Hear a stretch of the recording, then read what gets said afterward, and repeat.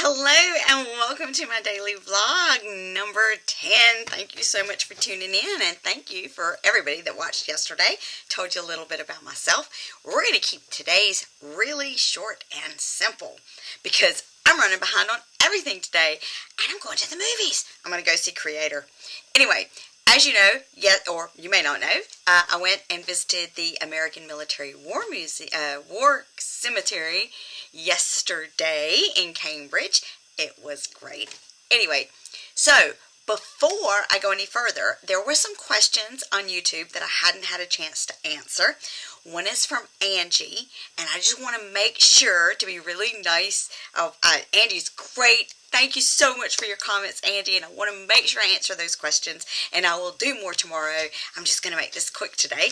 Anyway, she asked about how you cope as a ventriloquist with allergy and cold, because I really dealt with some things last week. Your allergist can give you the best advice, or a vocal coach can give you the best advice. I'm just going to tell you what works for me. Number one, don't take allergy medicine. Now, you may have to take some allergy medicine, and when I get really bad, I will take some Benadryl to help me sleep at night. I avoid any kind of antihistamines or anything like that. Now, if you have a prescription allergy medicine, which I've been on in the past, sometimes I've been on Zyrtec. I'm doing better now. And those medicines don't tend to dry you out as much as the over-the-counter stuff that can dry you out very, very quickly. That is the worst thing that you can do, because when you dry out those vocal cords, you're not going to be able to manipulate them to create the other voices you need for your characters. And if you've got a show coming up, you don't want to do anything to strain them. When you practice your lip control or practice getting ready for a show, when it's allergy time and you've got that funny feeling and you're starting to get a bit raspy, practice with a whisper. I know that you may feel like you need to practice and you want to do your lip control practice so you're on point. Do it as a whisper.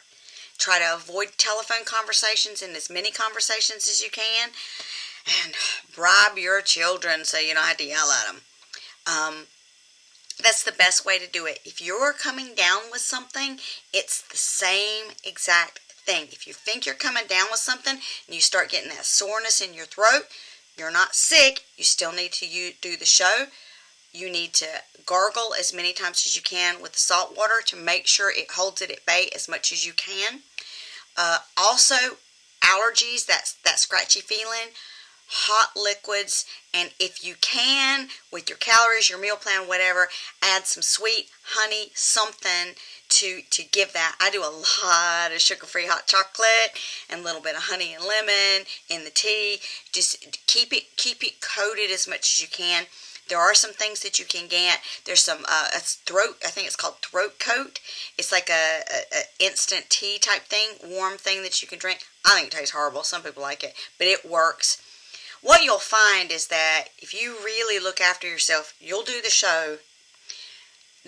And once the show's over, you're going to be done. Hopefully, you're not doing a series of shows. I've done a series of Christmas shows. When you're dealing with that, basically, you go to the theater, you don't speak to anybody, you do your bit, and you go home and you be as quiet as possible and drink as warm as you can. A lot of the other people backstage would drink liquor. It's the same thing. That's going to dry out your vocal cords. You may think it's numbing them and numbing your throat, making you feel a little bit better at the time. No, it is actually drying you out.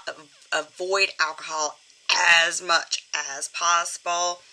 I hope that's helpful. I know that's a bit down and dirty. Oh, yeah, switch your character voices. If you have to do a show, try to limit your raspy voices. Well, raspy voices if you're a girl. There's certain voices that can strain you a bit. As a female, my voices that strain me, that I feel the most, they don't strain me because you have to work to not make them, but I feel the most are my man voices, my redneck character and my old man. Make sure you buffer those. So I'll go from Agnes, it doesn't tax my vocal cords at all, to Clem or Cecil, that'll tax them. Then to Precious, that doesn't tax my vocal cords at all. and then like that way you're giving yourself a breather.